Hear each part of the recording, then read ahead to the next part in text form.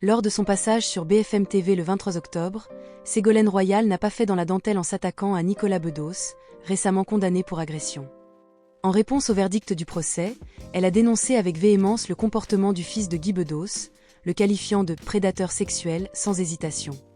Il faut utiliser les mots comme il faut, a-t-elle martelé, soulignant le nombre de plaignantes qui se sont manifestées et celles qui, selon elle, n'ont pas osé parler en raison de la notoriété de l'accusé dans le milieu du cinéma. Cette intervention a rapidement créé un débat en plateau, suscitant des interrogations sur la nécessité d'attendre l'appel. Christophe Barbier a même suggéré qu'il aurait été plus sage de faire preuve de retenue, mais Royal a répliqué avec force. Elle a mis en lumière les inégalités de traitement entre ceux qui ont du pouvoir et ceux qui ne l'ont pas. Ce serait quelqu'un d'inconnu, un gamin de banlieue, vous croyez qu'il aurait un bracelet électronique ? Il serait immédiatement en prison, a-t-elle affirmé, révélant ainsi un double standard dans la justice. Ces propos ont ravivé les discussions sur les privilèges accordés aux personnalités publiques face à des accusations graves.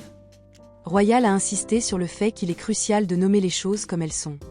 Un appel à la responsabilité et à la justice qui résonne avec l'actualité des mouvements sociaux dénonçant les violences faites aux femmes. Cette déclaration a fait réagir les internautes, divisés entre ceux qui soutiennent son franc-parler et ceux qui critiquent son manque de nuances.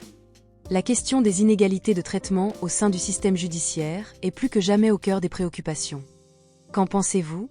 Ségolène Royal a-t-elle raison de dénoncer cette situation ? La justice traite-t-elle différemment les puissants et les anonymes ? Partagez vos réflexions en commentaire et participez à cette discussion essentielle.